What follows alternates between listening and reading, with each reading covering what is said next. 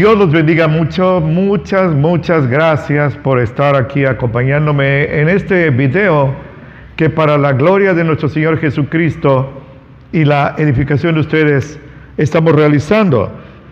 Aquí en temas bíblicos siempre trato de contestar a la luz de la Biblia, no de lo que yo opine,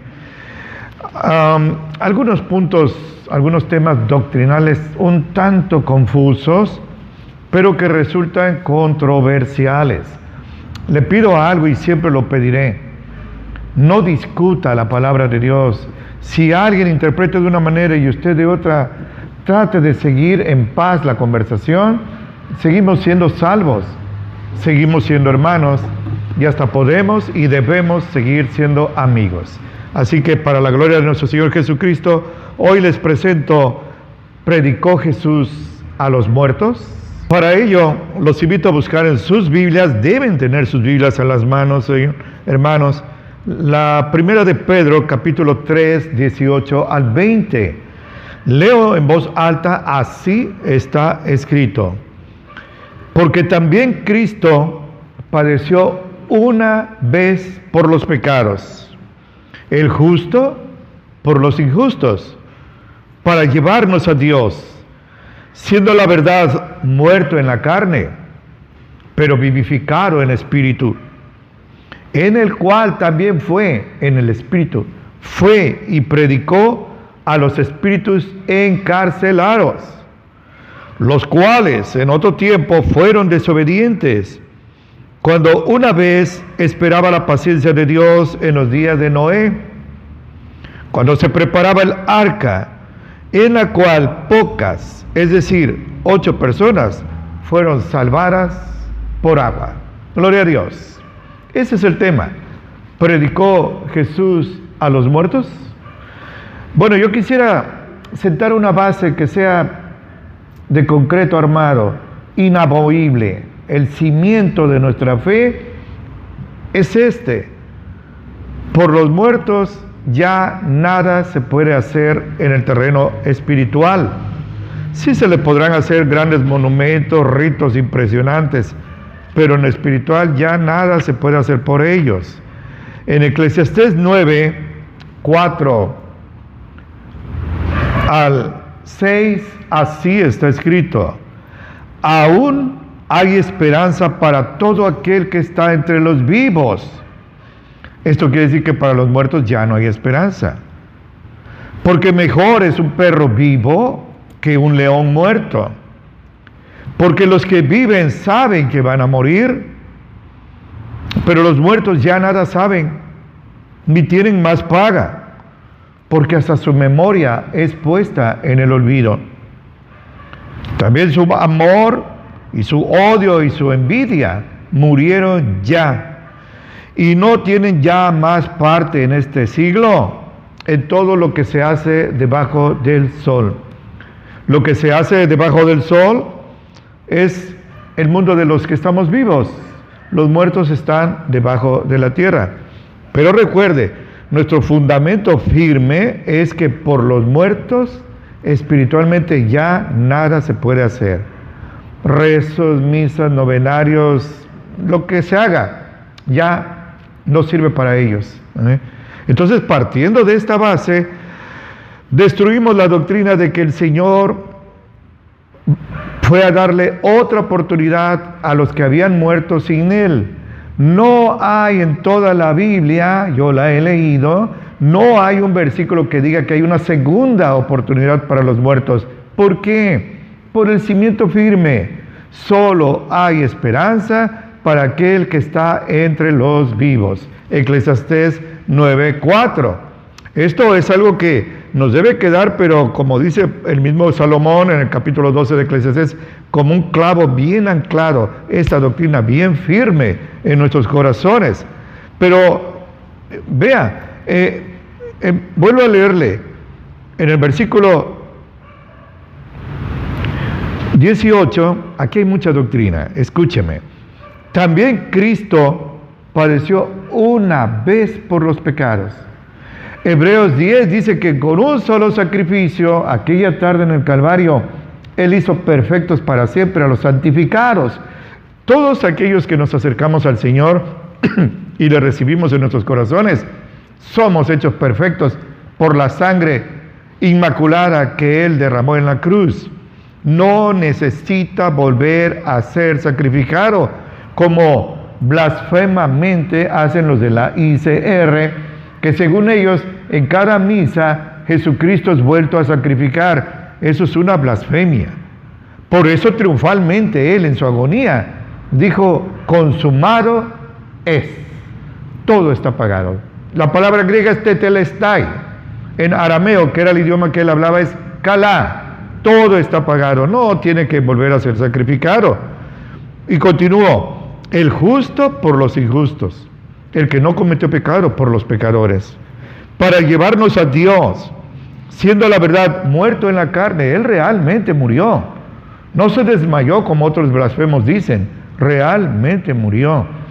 El centurión, cuando vio que él estaba colgado ya sin respirar, se dio cuenta que estaba muerto, y el centurión no era un neófito, era un experto.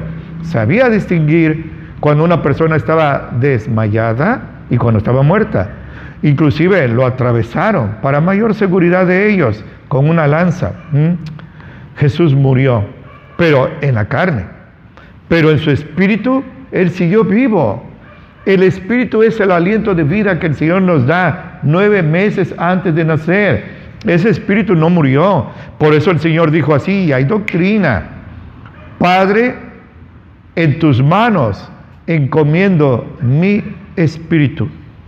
Ese espíritu, no el Espíritu Santo, ese espíritu personal de Jesús, cuerpo, alma y espíritu, fue y predicó a los muertos. Vea usted quiénes eran esos muertos. Vamos a ver, por favor.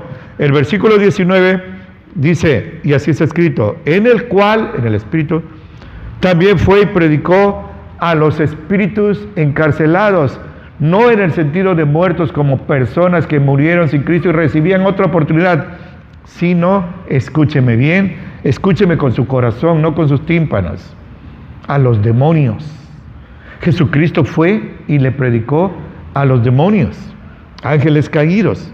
Las 2/3 partes de los ángeles fueron fieles a Dios, pero una 1/3 parte se rebeló contra Él, siguiendo a Satanás. Eso está en Apocalipsis 12. Mire usted, a esos demonios que están divididos en 2 grupos. Primero, los que están en el aire, alrededor nuestro, en la atmósfera. Esos son los espíritus inmundos, demonios, que están caídos, están actuando con poder, con maldad extrema, y forman el primer grupo. En Efesios 6, versículo 12, así está escrito: no tenemos lucha contra sangre y carne, sino contra principados, contra potestades, contra señores del mundo, gobernadores de estas tinieblas. Estos principados y potestades son jerarquías de ángeles caídos. Y escúcheme, contra malicias espirituales en los aires. Dice la versión 60, en las regiones celestes. En la atmósfera, a menos de 1 milímetro de usted, hay demonios. Ese es el primer grupo. Y el segundo grupo es el demonios o ángeles caídos, los más perversos. Si los demonios son perversos, esos son extremadamente perversos. Y estos están encarcelados. Por eso no habla Él de cadáveres.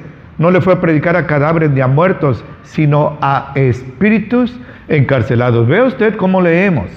No le fue a predicar a muertos, le fue a predicar a espíritus encarcelados.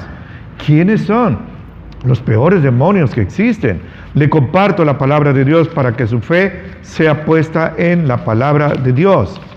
El hermano de nuestro Señor Jesucristo, Judas, que no fue apóstol, en su versículo 6 de su libro sagrado dijo así está escrito: y a los ángeles que no guardaron su dignidad, sino que dejaron su habitación, estos son los demonios, los ha reservado debajo de oscuridad en prisiones eternas hasta el juicio del gran día. ¿Cómo que están reservados en prisiones si andan sueltos? No, los que andan sueltos son los menos perversos de esos demonios, los menos poderosos. Pero estos demonios a los que se refiere Judas en su versículo 6, es a los peores que están encarcelados. Le comparto otro texto. En Apocalipsis 20, 1 y 2, se refiere, mire, la gracia va a terminar en cualquier instante, pudiera ser en este momento. Y entonces se iniciarán 7 años de gran tribulación. Esos 7 años de gran tribulación van a terminar con las bodas del Cordero y la batalla de Armagedón. Entonces se efectuará el juicio de las naciones, no el juicio final, sino el juicio de las naciones que aparece en Mateo 25. Ahí en ese momento sucederá algo. Esto es futuro, es de la gran tribulación. Apocalipsis 20, 1 y 2 y hasta 3. Así es escrito. Vi un ángel descender del cielo, está hablando Juan. Él tenía la llave del abismo. Este es el lugar terrible. Se llama Tártaro, donde están encadenados los peores demonios. Y traía una gran cadena en su mano y capturó al dragón, aquella serpiente antigua que es el diablo y Satanás, y lo ató por 1000 años. Este ángel anónimo va a atar a Satanás por 1000 años. El ángel, déjeme decir así, de menor categoría, el ángel más bajo, raso diríamos ahora, es más poderoso que Satanás porque tiene el respaldo divino. Vea usted. Versículo 3. Así está escrito. Y lo arrojó al abismo, no al infierno, al abismo, el Tártaro. Y lo encerró y selló sobre él para que no engañe más a las naciones, hasta que 1000 años sean cumplidos. Y después de esto es necesario que sea desatado por un poco de tiempo. Vea, ahí se menciona, ya para entrar al milenio de paz, Satanás y sus demonios serán encarcelados. Es tan espantoso el Tártaro, no lo podemos imaginar. Es tan espantoso que hasta los demonios le tienen miedo. La idea de ir a un Tártaro, a ellos los aterra. En Lucas 8 encontramos a nuestro Señor Jesucristo yendo a un lugar llamado Gadara. Y le comparto, Lucas 8 desde el 26, así está escrito. Navegaron Jesús y sus apóstoles a la tierra de los Gadarenos, los descendientes de la tribu de Gad, que está delante de Galilea. Y saliendo de la tierra, le vino al encuentro de la ciudad un hombre que tenía demonios, y ya tenía mucho tiempo así, y no vestía vestido, ni estaba en su casa, sino, qué terrible, por los sepulcros, en el panteón vivía. El cual, cuando vio a Jesús, exclamó y se postró delante de él y le dijo a gran voz, un grito: ¿qué tengo yo contigo, Jesús, Hijo del Dios Altísimo? Los demonios saben quién es Jesús, es su creador, y se postraron ante él. La sola presencia de Jesús los aterra, los lastima. Te ruego, fíjese, rogaron los demonios, que no me atormentes. Jesús ni siquiera les había dirigido la palabra. Su sola presencia, 3 veces santa, los atormentaba. Porque mandaba al espíritu inmundo que saliera del hombre, porque ya de mucho tiempo lo arrebataba, y lo guardaban preso con cadenas y grilletes, pero rompiendo sus prisiones. Qué espantoso, ¿eh? Era agitado del demonio por los desiertos. Qué infeliz este hombre. Y le preguntó Jesús y le dijo: ¿qué nombre tienes? Jesús lo sabe. Es para que usted y yo lo sepamos. Y él le dijo: Legión. Eran muchos, eran miles, porque muchos demonios habían entrado a él. Escuche esto. Y le rogaban, los demonios, le rogaban que no los mandara ir al abismo. Vea usted, hasta los demonios temen ir al abismo. Esos son los segundos demonios. El primero, los que están libres alrededor de nosotros, en el aire. Y los segundos, los que están encarcelados para el juicio del gran día. Algunos de ellos van a ser desatados en la gran tribulación. En Apocalipsis 9 le comparto en Apocalipsis 9, 13 al 15.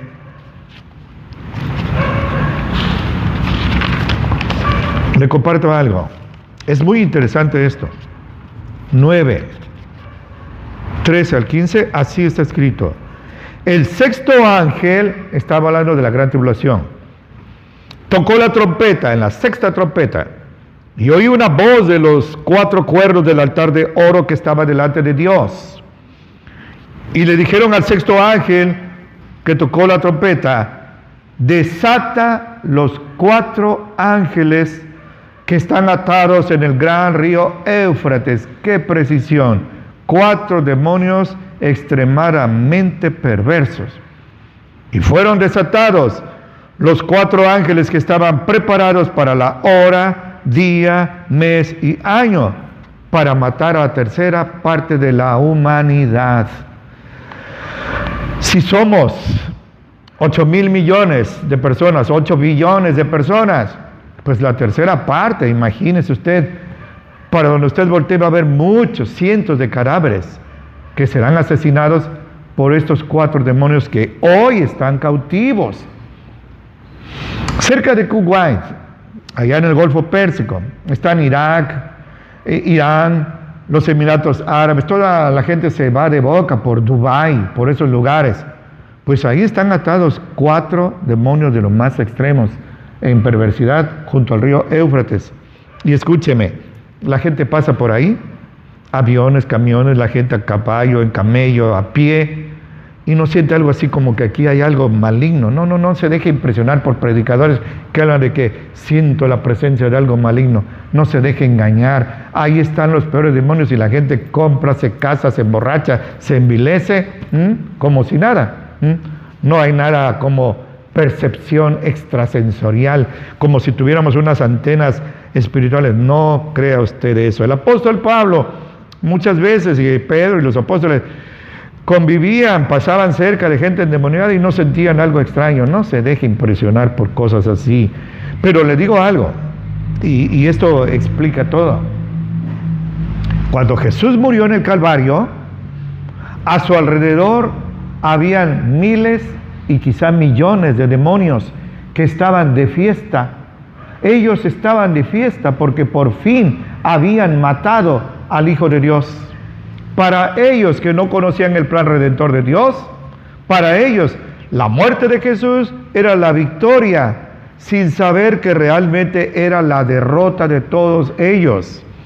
En Hebreos 2:14, nuestro hermano el apóstol Pablo dice que Jesucristo venció por medio de su muerte al que tenía el dominio de la muerte, es decir, al diablo. El que tiene el dominio de la muerte ahora es nuestro Señor Jesucristo, y por eso Él dijo así: yo soy la resurrección y la vida. El que cree en mí, aunque esté muerto, vivirá. Así está escrito en Juan 11:25. Guarde eso en su corazón como una firme ancla de su fe. Pero esos demonios que aparecen en Efesios 6, que ya le compartí, 12, se enteraron de la muerte de Jesús, se enteraron de su resurrección y tardíamente se dieron cuenta que no era victoria, era la más aplastante de las derrotas. Sí, lo vieron cada latigazo, cada escupitajo, cada sangre que le salió de la corona de espinas, los puñetazos, los clavos que horadaron sus sagradas manos y pies. Lo vieron los testigos como testigos oculares, los demonios, y lo festejaron. Fiesta para ellos. Cuando Jesús resucita de entre los muertos, se dan cuenta que era su derrota. Pero, y fúndese en este pero, los demonios, los peores demonios que están encarcelados, esos espíritus encarcelados, no se enteraron de lo que pasó allá arriba en el Calvario. ¿Por qué? Porque ellos no son omniscientes. El único omnisciente es nuestro Dios. Hasta nuestros pensamientos lo sabe. David el rey dijo: Señor, la palabra no llega a mi lengua y ya tú la conoces. El Salmo 139:4. Vea usted. Pero esos demonios no eran omniscientes. No sabían que Jesús había muerto y había resucitado. Por eso, aquí se aclara todo. Cualquier tiniebla de duda, de ignorancia, de mala interpretación, se disipa ante la luz del Señor, porque la luz del Señor todo lo ilumina, aún las tinieblas espirituales sobre todo. Y ahora el Señor fue en espíritu, mientras su cuerpo estaba 3 días y 3 noches en el sepulcro nuevo de su amigo José de Arimatea. Fue en su espíritu a predicarle a los demonios encarcelados. Esto es, a los espíritus encarcelados, los peores demonios. ¿Y qué les fue a predicar? No el evangelio. Arrepiéntanse. Si creen en mí, se salvarán. No les fue a predicar el evangelio. Les fue a comunicar, a proclamar que su victoria en la cruz del Calvario estaba consumada y que entonces el destino de ustedes, demonios que están encarcelados, ya está sellado. ¿Cuál es la sentencia? Muerte segunda, muerte eterna en el lago de fuego y azufre que arde perpetuamente. La sentencia es irrevocable. Eso es lo que les fue a él a comunicar, su victoria sobre todos los demonios, sobre el sepulcro, sobre el pecado, sobre Satanás, sobre las tentaciones, sobre todo lo que pueda haber que nos encadene. Él rompió nuestras cadenas absolutamente, porque Él es nuestro libertador divino, total. Entonces ahora ellos se enteraron. Yo recuerdo que de niño, y usted debe saber, en el primer siglo y casi siglo y medio de la era cristiana, se formuló un compendio, un resumen de doctrinas fundamentales del cristianismo puro, porque surgían muchas doctrinas. Ya estaban los gnósticos, los marcionistas, los arrianos, y ya había mucha doctrina. Entonces se reunió a los ancianos, a los pastores de esa época, hombres santos y eruditos, para que formularan un compendio que se conoció como el credo apostólico. Seguro lo oyó usted desde niño. Creo en Dios Padre Todopoderoso, Creador del cielo y de la tierra. Ese es el credo apostólico, no como muchos enseñan el credo católico. La Iglesia Católica todavía no surgía. Esa surgió por la corrupción que introdujo Constantino, haciéndose pasar como cristiano en la Iglesia pura del Señor. De inmediato introdujo el bautismo de niños, la idolatría, la adoración de María, la confesión. Se corrompió. Y entonces, debe quedar claro, es el credo apostólico, no el credo católico. Por eso dice, erróneamente, y así se me enseñó, creo en la Santa Iglesia Católica, Apostólica y Romana. Y romana no aparece en el original del credo apostólico. Y romana, en ella no creo. Sí creo en la Santa, limpiada de sus pecados por la sangre de Jesús, Iglesia, conjunto de cristianos, hombres y mujeres pecadores que oyeron el Evangelio, se arrepintieron de sus pecados y se entregaron a Cristo. Iglesia católica, porque es mundial, católica quiere decir mundial o universal, y apostólica, porque descansa sobre la doctrina de los apóstoles y los profetas, como está escrito en Efesios 2:20, pero no católica, romana, sino católica, punto. Pero en ese credo dice, creo en Jesucristo, el único Hijo de Dios, que vivió sin pecado, y sufrió y padeció bajo el poder de Poncio Pilato, fue crucificado, muerto y sepultado, descendió a los infiernos. ¿Cuándo? Lo que le estoy compartiendo, 1 de Pedro, capítulo 3. Cuando Jesucristo fue a los infiernos, no el infierno, porque el infierno es el lugar espiritual donde están las almas de los perdidos, todos aquellos que murieron sin Cristo, desde Caín hasta el último que quede. No, los infiernos es este lugar donde están enclaustrados los peores demonios, el tártaro, el abismo. Entonces vea usted, ahora ya todo está muy claro. Sí, y no fue para darles otra oportunidad, repito, fue a comunicarles, les dio la notificación de que su sentencia estaba dictada ya irreversiblemente por su victoria en la cruz del Calvario. Déjenme compartirle Apocalipsis 20, versículo 10. Así está escrito: terminando la batalla final que ocurrirá después del milenio de paz, Así está escrito. Le comparto de la batalla. 27. Y cuando los 1000 años sean cumplidos, Satanás será desatado de su prisión. Acuérdense que un ángel lo capturó. Y saldrá para engañar a las naciones que están sobre los 4 ángulos de la tierra, a Gog y a Magog. ¿A quiénes va a engañar?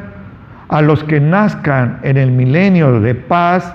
Van a ser millones que no van a aceptar a Jesucristo, a pesar de que sus padres les hablen de Jesucristo y que le digan cómo venció en la batalla de Armagedón y cómo los libró de los 21 juicios de Dios y cómo los metió vivos al milenio de paz. Van a decir, pero papá, ese es tu Dios, yo no creo en él, yo tengo libertad, yo puedo decidir, déjame hacer mi vida.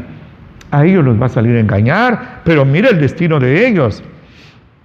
Los va a congregar para la batalla, el número de los cuales es como la arena del mar, incontables. Y subieron sobre la anchura de la tierra y rodearon el campo de los santos y la ciudad amada. Van a sitiar a Jerusalén. Pero de Dios, goces en esto, descendió fuego del cielo y los devoró. Serán calcinados así. Esa es la batalla final. No Armagedón, que ocurrió 1000 años antes, ocurrirá 1000 años antes, sino la batalla final. Y el 10, que es el que yo le quería mencionar. Así es escrito.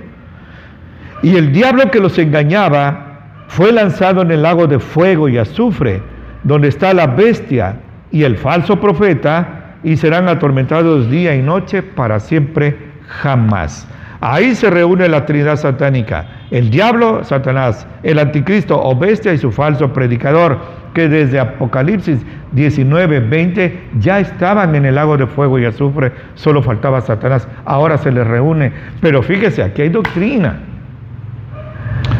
Para mí es un deleite estar aquí. Aguánteme un momentito, ¿sí? Para mí es un deleite decirle esto, esa doctrina. Dice, serán atormentados. La idea de tormento implica conciencia. Si usted anestesia a alguien bien anestesiado y lo inyecta o lo corta y le quita el corazón y le pone otro corazón, no siente hasta que pasa la anestesia. No, estos no van a estar anestesiados ni como en coma, van a estar atormentados, van a estar sufriendo como aquel rico que no era misericordioso con Lázaro, el miserable pordiosero. Pero ahora vea, conscientes, atormentados para siempre jamás. Otra doctrina que se cae para la gloria de Dios. Dice Jeremías, Dios dice a través de Jeremías, no es mi palabra como el fuego, no es como un martillo que quebranta la roca. Amén, aleluya, así es la palabra de Dios. Y esta roca de falsa doctrina, de que cuando muera la gente ya pierde su conciencia y ya esperará el juicio final, y en un instante el Señor los va a matar, porque Dios es amor y no los va a tener sufriendo ahí, porque Dios es amor. Dios es amor, pero es justo y santo, y horrenda cosa es caer en las manos del Dios vivo, y Él no los va a lanzar ni al infierno ni al lago de fuego. Cada quien va a ir ahí por su propia elección al rechazar a Jesucristo. Entonces no es cierto que cuando una persona muere, cuerpo y alma van al infierno, al sepulcro, y ahí esperarán el día del juicio final. No, esos serán atormentados para siempre. Esta doctrina falsa se llama la doctrina de la aniquilación instantánea. No, serán atormentados para siempre jamás. Hace unos minutos hablé con una persona que está ya en agonía, humanamente ya no dan esperanza, tiene su oxígeno, ya no reacciona, pero yo sé que el último sentido que se pierde es el del oído. Entonces le hablé al oído y yo guardo la esperanza, y usted, si estuvo en una situación así, de que esos amados que vivieron toda su vida sin Cristo, al final de su vida sí se arrepienten, aun cuando estén conectados ya a un respirador, serán salvos, porque lo recibieron, porque se arrepintieron, porque le pidieron perdón en vida.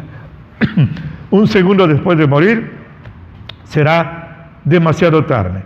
Y le comparto para concluir por hoy el destino final de Satanás y sus demonios. Lo repito, Apocalipsis 20:10, así es escrito. Y el diablo que los engañaba fue lanzado en el lago de fuego y azufre, donde está la bestia y el falso profeta, y serán atormentados día y noche para siempre jamás. Y el 19:20 así está escrito, y la bestia, el anticristo, fue presa, capturada, y con ella el falso profeta que había hecho las señales delante de ella, con las cuales había engañado a los que tomaron la señal de la bestia, 666, y habían adorado su imagen, Apocalipsis 13:18. Estos dos fueron lanzados vivos dentro de un lago de fuego ardiendo con azufre. Mi hermano y mi hermana, Satanás no es eterno, él fue creado y tampoco vivirá para siempre, será exterminado en el lago de fuego y azufre. Ahí estará en una vida eterna de sufrimiento. Pero aquí vemos cómo ellos, la Trinidad satánica, Satanás, el anticristo y su falso predicador, son los que estrenarán, déjenme usar esa palabra, estrenarán el lago de fuego y azufre. Hasta ahora no hay nadie allí, más en el infierno. Ahí desde hace miles de años hay millones de almas de personas que vivieron y murieron sin Cristo, desde Caín hasta el último que nazca. Y no, borre usted de su mente esa idea de que los demonios están con un trinche pinchando ahí a la gente y echándolos en peroles con aceite hirviendo. Los demonios no están en el infierno, los demonios están, como vimos hace rato en Efesios 6:12, a menos de 1 milímetro de usted en el aire. Bueno, yo hoy he terminado este tema para usted. Yo espero haber sido claro. Sin embargo, pues ahí van a aparecer los teléfonos, comuníquese conmigo. En primero me va a dar mucho aliento al saber que usted me está escuchando. Sé que no es en vano estar aquí. Y en segunda, quizá pueda yo servirle aclarándole algo que haya dicho yo a la carrera o un poco confuso. Con mucho gusto lo haré. Y así, mirándolo a los ojos, le pido que no sea usted dique, sino sea un acueducto para que esta palabra sana, de sana doctrina, doctrina pura, cristianismo puro, llegue a gente que yo no voy a conocer aquí en la tierra, pero están cerca de usted, familia, jefes, compañeros de trabajo, hijos. Y como siempre le ruego a usted que ore por mí, lo necesito muchísimo. Y así, viéndolo a los ojos, le estrecho fuertemente la mano, le doy un abrazo fracturante, lo invito a quedarse acurrucadito al abrigo del Altísimo. Y le suplico al Señor que atalaya entre usted y yo, ahora que nos vamos a separar, y lo bendiga mucho.